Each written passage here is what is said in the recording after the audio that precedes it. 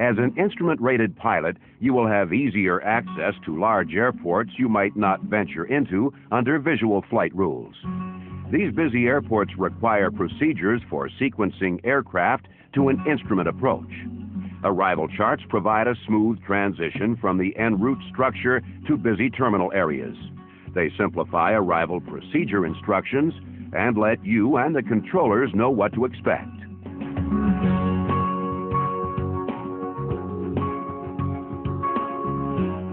Standard terminal arrival routes, or STARS, use similar charting conventions as departure procedures. Unlike departure procedures, which help you navigate from an airport to the en route structure, STARS take you from the en route structure down to the vicinity of an airport. They terminate at a fix or nav aid from which you can begin an instrument approach procedure, or at a position where ATC can vector you for an approach. STARS normally contain both a graphic depiction of the procedure that follows normal conventions for terminal charts and a textual description of all transitions plus the arrival route. STARS are published in the corresponding terminal procedures booklet, but unlike DPs, they are filed alphabetically by procedure name near the front of each booklet. You can use the index for determining what STARS are available for a particular city or airport. Let's look at the LEMIG-1 arrival for San Antonio, Texas. This arrival, like most STARS, consists of multiple transition routes and an arrival route. This particular arrival utilizes radar vectors to the final approach course. You can distinguish the arrival route from the transitions by the bold route line. You will also notice that the star is named for the fix at which the arrival route begins.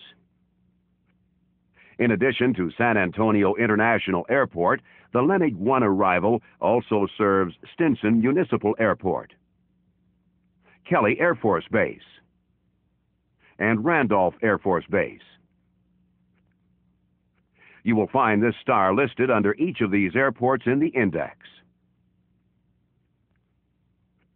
The LEMIG-1 arrival also contains information that will help jet pilots plan their descents.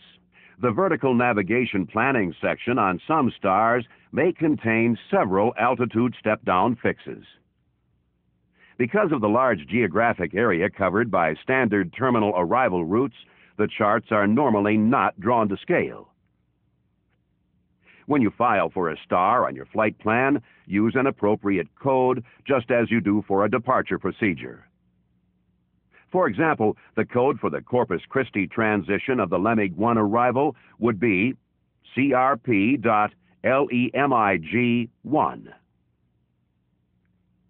Notice that the transition portion of the code is listed first for a star, but last on a departure procedure. Whenever a major revision occurs to a star, the number is changed. The next revision for this star will be LEMIG-2 arrival. Standard terminal arrival routes expedite your descent from the en route structure and position your aircraft at a point where you can begin an approach. Unless you indicate no star on your flight plan, ATC can assign one anytime they need to.